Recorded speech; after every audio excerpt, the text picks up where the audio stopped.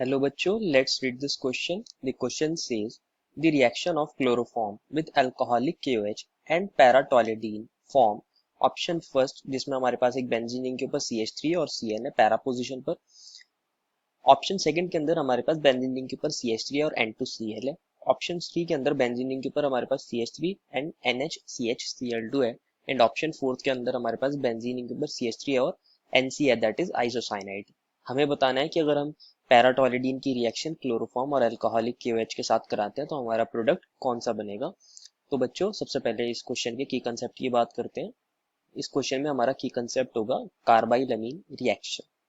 कार्बाइलमीन reaction एक chemical reaction है जो हमारे प्राइमरी अमीन्स को आइसोसाइनाइड के अंदर कन्वर्ट कर देती है। आइसोसाइनाइड्स जो फॉर्म होते हैं वो फाउल स्मेलिंग कंपाउंड्स होते हैं जिनकी अनप्लेजेंट सी स्मेल होती है, जिसकी वजह से इस रिएक्शन को एज अ टेस्ट भी यूज किया जा सकता है to distinguish between primary amine, secondary amine and tertiary amine. तो अभी हम एक एग्जांपल से इसको समझते हैं। RNH2 एक प्राइमरी अमीन हम एज अ एग्जांपल कंसिडर कर रहे हैं और इसकी रिएक्शन करा रहे हैं KOH और क्लोरोफॉर्म के साथ। तो हमारे पास क्या बन जाते हैं आइसोसाइनाइड्स। RN ट्रिपल बॉन्ड C, इसको बोलेंगे आइसोसाइनाइड्स।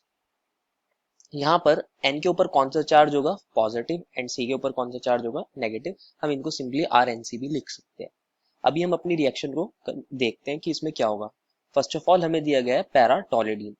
पैराटोलिडीन का स्ट्रक्चर ड्रॉ करते हैं। पैराटोलिडीन में क्या होता है बच्चों, हमारे पास एक बेंजीन रिंग होती है जिसके ऊपर एक NH2 होता है और उसकी पैरा पोजीशन पर कौन होगा CH3।